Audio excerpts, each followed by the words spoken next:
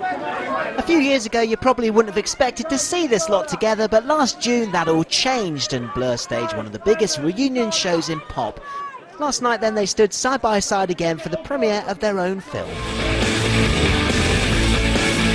No Distance Left to Run follows those momentous gigs and looks at the band's career, the main emphasis being on the relationship between Damon Albarn and Graham Coxon.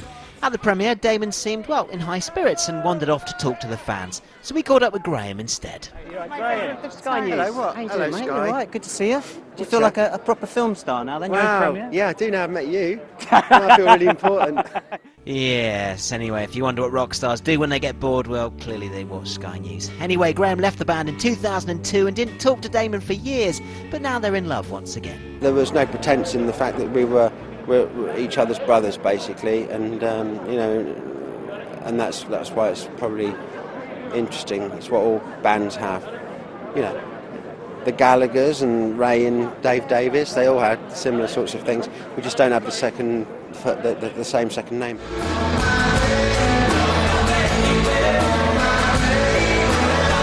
The highlight of last year's comeback was the emotional headline appearance at Glastonbury, but it seems Damon wasn't so sure about the idea of camera crews filming their every move. I was really sceptical about it because I felt that it was intruding on something we were trying to do. I didn't even want to actually get Glastonbury filmed by the BBC. I tried to stop that, but sometimes you just have to relax and just let it all happen, you know.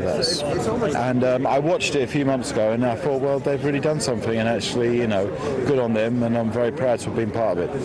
Good night. Blur have said they have no plans to make the reunion permanent or record new material, but then they had insisted they'd never get back together in the first place. So will it happen? Well, it's not really an end to it, but they haven't rang me since the summer, so I don't know. They still don't like me very much. No, not really. So we'll have to wait and see, but if you ever do get the chance to see Blur live again, well, here's one word of warning. Look out if you're in the front row. Steve Hargrave, Sky News.